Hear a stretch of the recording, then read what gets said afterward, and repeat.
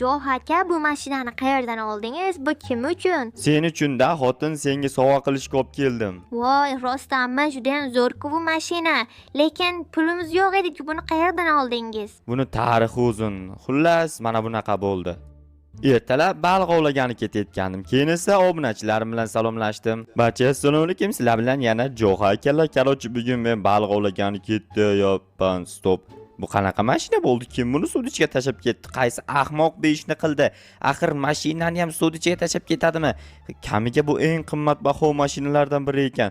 Xo'p, men buni hozir qutqarib qolaman va suvdan chiqarib qo'yaman.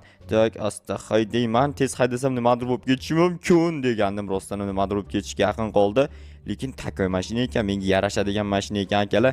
Tak, mayli. Buni ehtiyot qilib qishloqqa olib boray, janob merni yoniga olib boray. Janob mer bilsa kerak kimning mashinasi ekanligini, chunki qishloqda kimda bunaqa mashina borligini faqat va faqat janob mer biladi. Boshqa kim ham bilardi. Hop, asta. O, brat, qalaysiz, tuzumsiz? Voy, teşekkür ederim babaydimi? Achchikka. Voy, qoshlaring, hammang durib ketaman. Bu rasvo mashina ekan, to'g'risini aytsam. Xo'p, bu mashina pakashto shu yerda tura qolsin. Tak, eshikni yopaman.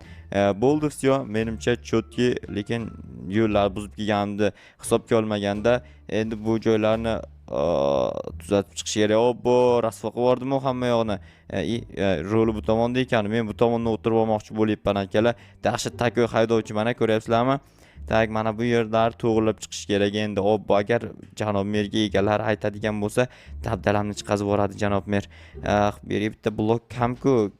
Mayli, to'xtanglar. Grey blok aylanib qolibdi-ku. Bu yerda nima qilsam bo'ladi? Bu yerda mana bunaqa qilib turib, tosham yetmas ekan. Bu bloklar namuncha kam. Mayli, janob merdan so'ray. Assalomu alaykum janob mer. Va alaykum assalom. Qalaysiz, yaxshimisiz? Yaxshi, rahmat, o'zim yaxshimisiz? Qarochi yoningizga bitta problema bilan keldim. Ko'l bo'yiga baliq tutgani borganda bitta mashina topib oldim. O'sha egasini topa olmayapman. Qanaqa mashina u? Rolls Royce. Uni egasi yo'q shekilli. Bilmayman, xullas mendan so'rama, bor politsiyadan so'ra, politsiya biladi. Mayli. Demak, politsiyadan so'raymiz akalar. Rostdan ham janob mer qayerdan bilsin? Politsiyachilarni shu mashina bilan shug'ullanish, to'g'rimi? Assalomu alaykum bratan, qalaysiz? Va alaykum assalom, yaxshimisan Jo'xa, ishlayapsizmi, tinchmisan? Bo'ladi, rahmat. Brat, qarochi ko'lga baliq tutgani borgandim. Keyin bitta mashina topib oldim, Rolls Royce. Ko'l ichida turgan ekan. O'sha kimnikiligini bilmaysizmi?